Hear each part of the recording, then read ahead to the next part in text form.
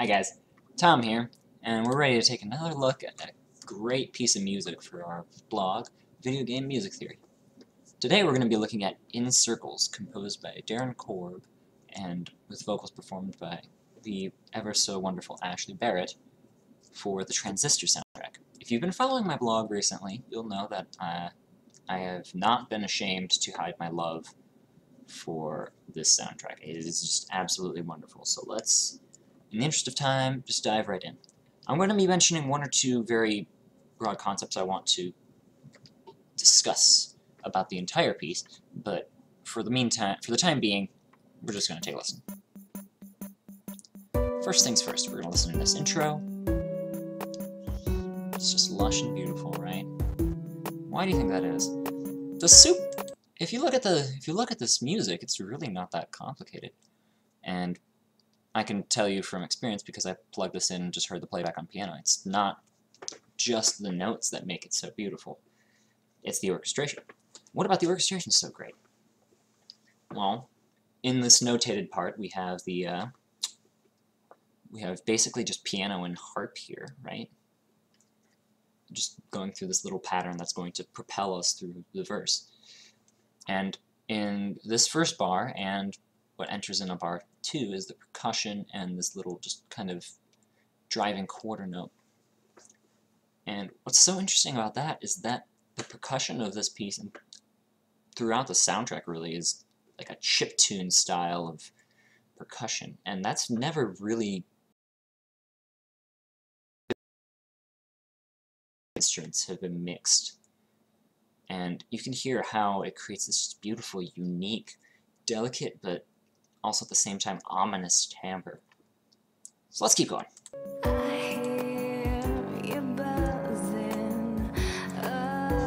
Another thing is that this melody, the basis of it is just an incredibly simple, like almost beautifully simple sequence that I'm pretty sure most people, if you have any experience writing music, have been told by your teachers to take this sequence and just do it as many ways as you can as like a project to try to learn the technique. And here is, you know, in the flesh, you just see this technique become incredibly useful and create great music on its own in the video game sphere. Now, obviously, one of the things that makes this melody so beautiful is the way it's interpreted by Miss Ashley Barrett, and she just does a wonderful job with it. And I couldn't even begin to transcribe many of the nuances that she puts into it, but I tried my best here. But you can also hear like the symmetry between this sequential melody and this sequential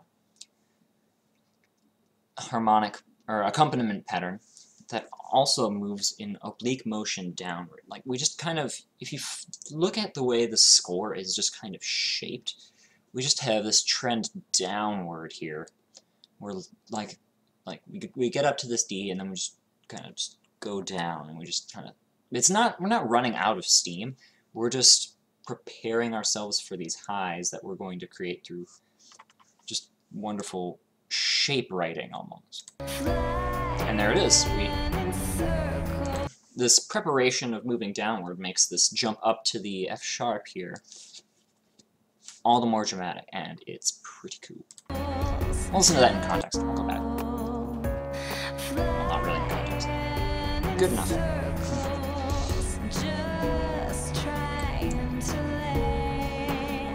And you can hear this, if you listen closely, you hear like this another chiptune line that's just this that's kind of just monotonously hammering in the background, and that's going to kind of just also add a little bit more drive to this piece.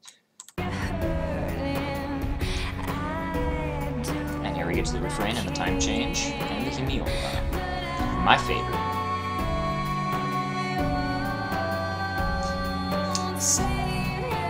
So let's talk about Hemiola.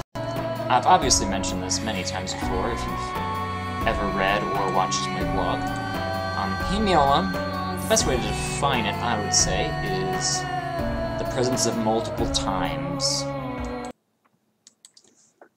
And what what I mean by that is that we're in 6/4 here. We're in this 1, 2, 3, 4, 5, 6, 1, 2, and on top of that we get this dotted quarter note pattern that creates 4. 1, 2, 3, 4, and they clash.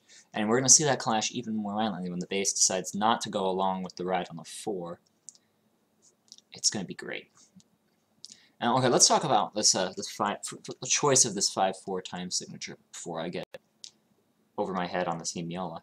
Is that the reason you pick these irregular time signatures isn't just to be like, oh, it's fun to do things in 5/4, like arrange random crap in 5/4 just because it's silly and it makes you look cool. I mean, that's one way to do it. But he very deliberately chose 5/4 here to create this kind of asymmetrical, that's the important word, is asymmetry, like swaying feel. And the way I would describe it is just kind of like it's like watching someone do a waltz, but one of their legs is like 2 inches shorter than the other, so like one of his steps is long and then the next one's short, like dun, dun, dun, dun, dun, dun. You can hear it here if you listen.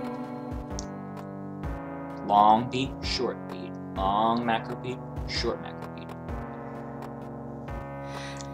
And that creates energy that really not many other normal time signatures could.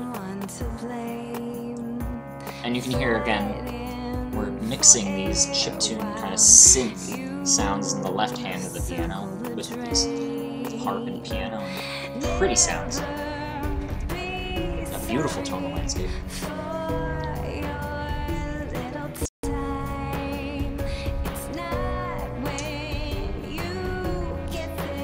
Continuing our sequence of building, and here we don't go down.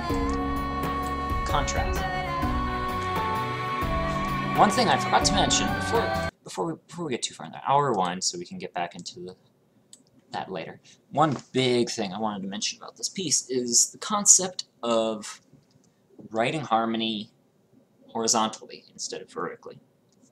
The reason I mention that is because here we're going to see the shift to vertical harmony. So we'll get to that in just a minute. Writing harmony horizontally is a concept that I find really challenging in my own writing because I'm a jazz major and I'm just like, oh, gotta have these chords in my piano player's right hand, because UNT players could play like, you know, any voicing you ever wrote ever, so you can just tell them to play this random crap and I'm just like, cool, here you go. So not only is it more practical to write harmony horizontally because it's actually possible to play by most musicians, it creates this completely different texture.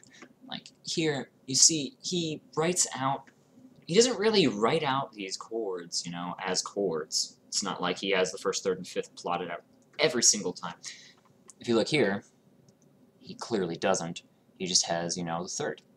That's all he needs. And he's like, I'll get to the fifth eventually, you know. First of all, the fifth is incredibly important. But it's important to note that he doesn't feel the need to include every single chord tone. He doesn't need to have triads everywhere. And he just lets the lines write the harmony for him. Like, it's pretty clear he wanted this bum bum bum bum, completely independent of this ba-do-do-do-do-do-do. And that's just really cool. I love that kind of linear writing because it makes every part sound awesome. as lame as that sounds. But also, the other point is that it allows him to contrast here when we get to D, where we get to have these synth chords, and that makes the texture sound even thicker. So I'll rewind a little bit.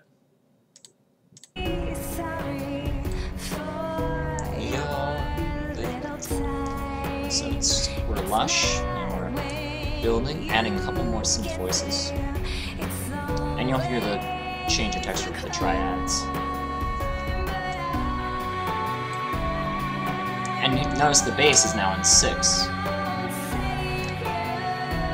allowing this piano part to dance on top of it.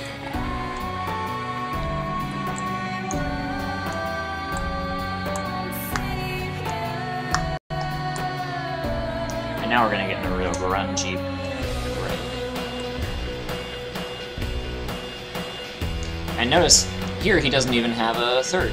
just fifths, open fifths, which is a very rock sound, power chords. And now he adds on top of it, building up,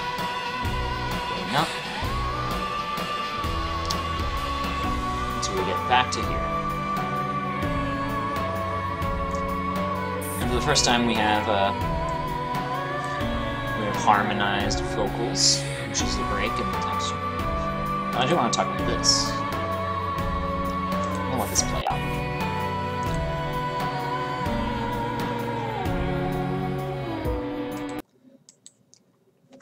Now, when I'm talking about his choice of harmonic vocabulary, I don't mean to imply that Darren Korb has a limited harmonic vocabulary when he's writing out and just writing diatonically. I never mean to say that about any composer.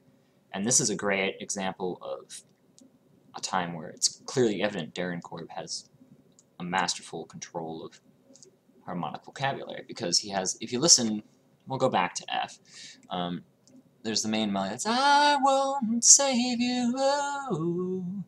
But there's this a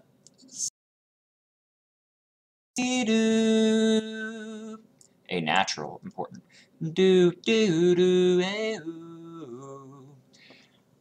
And what's important about that is the A natural directly conflicts with this A sharp.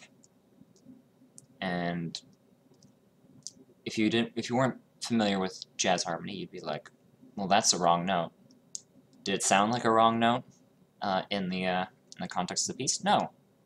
It just sounded like a great guitar line. Be-do-do, versus a great bass line. Bing boom dee-ba-doo-da-beep. And the reason that works is because this is actually considered an extension. This isn't considered a flat third. This is considered a sharp 9 over the F sharp major 7 chord. And it's a really hip extension. We can see that in previous examples over here. Well, a similar example of that. Here we have our F sharp 7 chord, but we have the D, which is considered the flat 13 extension.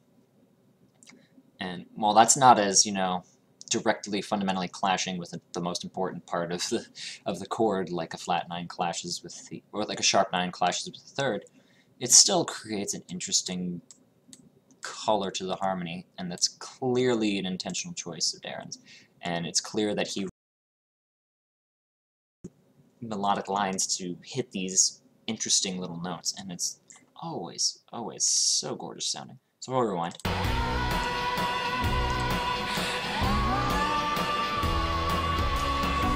And notice we go from open harmonies to lush harmonies with these great lines that hit extensions.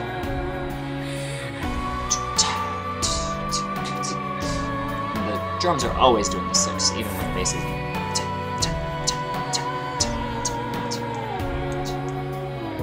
And here's that triple line I was telling you about. It comes way out of the texture here. And here he just lets these octaves do all the harmonizing for him as he fades out. Well, not fades out, but you get what I'm saying.